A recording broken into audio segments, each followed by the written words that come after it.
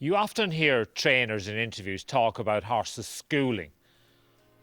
Schooling is jumping, and how a horse jumps in a race can really affect its performance. Asked for a big leap, he responded, he landed by 3 lengths. Epitome, quick and economical. Song for someone, pings the last, got away from it. Master Dino, lovely jump. David Bass seeing a good stride, and first flow came up ridiculously well. When Henrietta Knight trained, I rode quite a few of her horses, and I got paid for it. When in truth, her horses jumped so well, I should have been the one paying her. We're going to find out a few of her secrets as to why her horses jumped so well.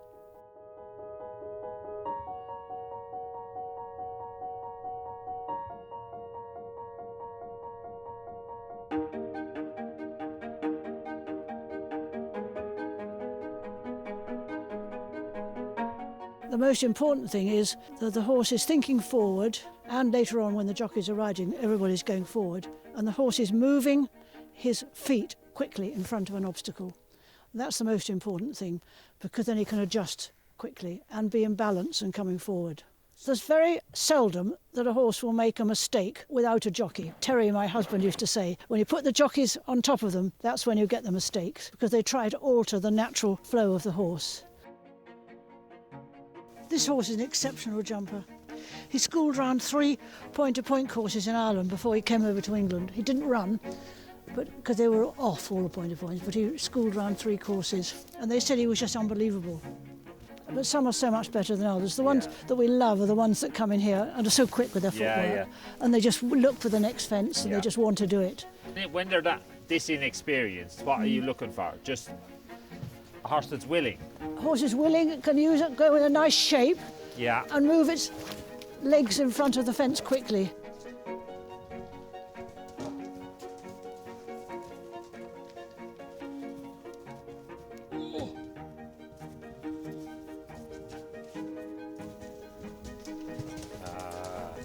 Now he's shortening himself. He was really neat there, wasn't he? Just like there, and when he just shifts his so feet quick with his feet.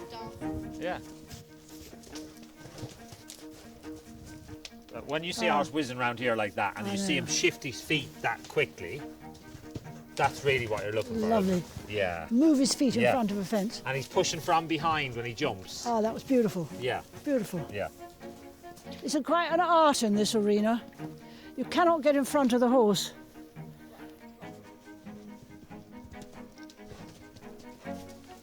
And like when you see him jumping here now, and you see his ears, I'm loving it. He's actually working the stride out.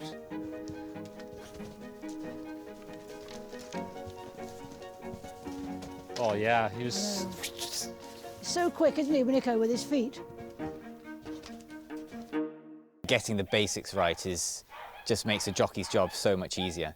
If they know how to sort themselves out, when they're in trouble, as much as, when you're really going forward and you're trapping along. But yeah, it's just the foundation work which Hen puts in and helps with so many of our youngsters, as well as lots of other trainers as well. When you're riding in a race, you've got so many things to think about. If the jumping side of it takes care of itself, it leaves you to get on with the riding of the race. Exactly, it lets you focus on what's going on tactically. Particularly, you see in those really good races when it's very tactical, the horses just need to, jump and travel themselves, and then it's up to the jockey to work out when to go and when not to go.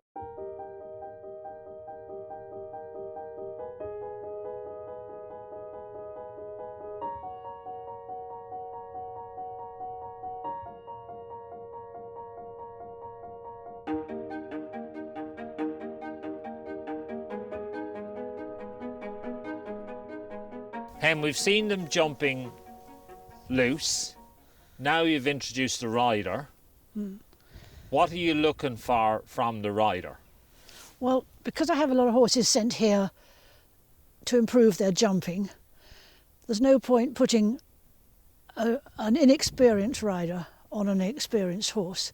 So I like to have really good riders who know what they're doing. Mind you, apart from the horse, I also talk a lot to the riders and tell them what I want to see.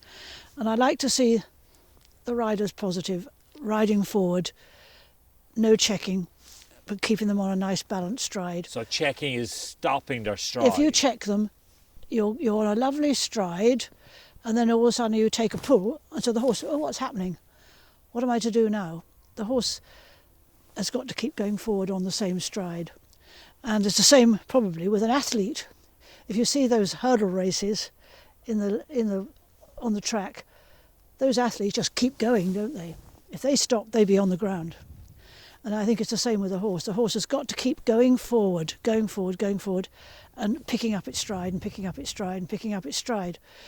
And if it's in balance and the riders are positive and the riders know what they're doing, the horse will adapt.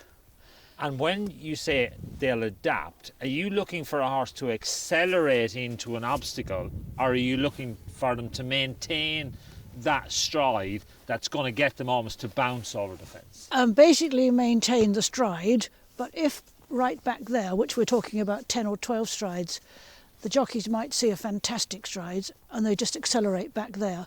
The worst thing is to accelerate the last 2 strides, because you completely throw a horse off balance. It's got to be in the same rhythm all the way. And if you have accelerated, you accelerate from a way out. So you, in an ideal world, then, you love to see the rider not throw the reins at the horse, but almost let the horse be very natural in the way. Natural with a contact, because the balancing pole for a horse is its head, and you must keep a contact with the horse's head. I hate to see a jockey riding with a long loop in its reins, because then the horse says, well, where am I getting any help from? And if you've got the contact with the horse's mouth and a contact with the horse's head, the horse says, right, I can trust you, we'll just go together. And then it's a sort of a united effort, not poles apart.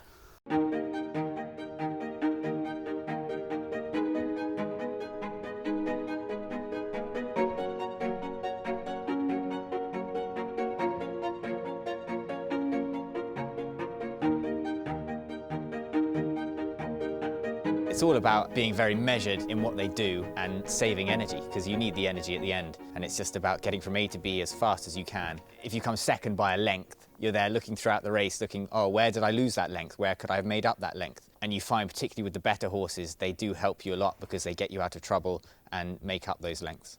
Coneygree was a horse who probably case in point. Coneygree, the Bradstocks do a tremendous job, with their foundation work.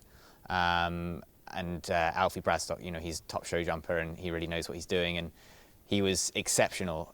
Whether you were long, whether you were short, he just seemed to shift his feet and dance on the board, and he just didn't waste any energy getting over from A to B. Riding Coneygree, it wasn't like riding a novice. You didn't have to teach him anything. He already knew what he was doing.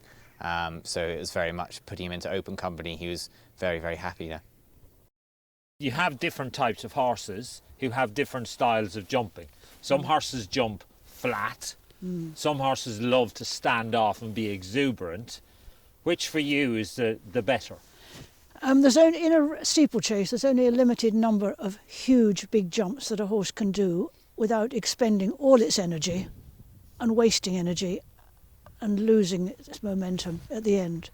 I think a horse has got to try and stay in a rhythm all the way, make some good jumps, do some standoffs, but not outside the wings, because all the photographs you see in books and in the papers, the ones they love to show are the horses standing off a mile. That's not necessarily the best jump, and it's not necessarily helping the horse, because the next jump the horse might say, well, where would I standing off at this one? If it's constantly confident that where it's taking off, then it will keep on coming. The fence comes to the horse doesn't suddenly, the jockey doesn't suddenly say, right, we're standing off there. So you want a horse to be efficient as being exuberant. In an ideal world, you'd love them to be more efficiency than exuberance. Yeah, efficiency. I mean, if they take the odd huge jump, it's lovely, but they wouldn't want to be doing that the whole way around a course. I remember John Frankham saying to me, there's only a limited number of big jumps that any horse can do in a race without wearing itself out. And the most important thing of jumping is that the horse jumps a fence really well and carries on running. It's no good jumping one huge, great big jump, fantastic from the takeoff, but it lands in a heap and the others have probably overtaken it on the landing. The horse has got to keep going and keep moving when it lands. And the horses that quick away from the fence are probably as important as the ones that jump spectacularly on the takeoff. The other one then is a horse who gets a fence wrong. So they're coming down to it and they get in a little bit of a muddle. So you need them to actually adjust their stride. What are you looking for there from a horse when you're teaching them at home? Well, if they've got to adjust their stride, they've got to be quick with their feet. And they've got to adjust their own position and their own stride and have the confidence to have the hind end really working under them. And the impulsion, what they call the impulsion from behind. Yes. It's a bit like driving a car around a corner on the road. Even if it's a bit icy, you've got to keep going forward, haven't you? Yeah, so if you jam on the brakes on the way in, that's... If you jam on the brakes, you're probably in the ditch. And there's So it's the the same same with on a a horse. horse. Absolutely. It's clear that at the Henrietta Knight Academy of Jumping, she keeps things simple for her pupils, teaching the horses to find their own rhythm, stride and scope, while instilling the basic tactics of continuously moving forwards, moving their feet quickly in front of the fence and thinking for themselves, all with the ultimate aim of educating the horse to get from A to B as quickly and as efficiently as possible. Because, at the end of the day, jumping is the name of this game.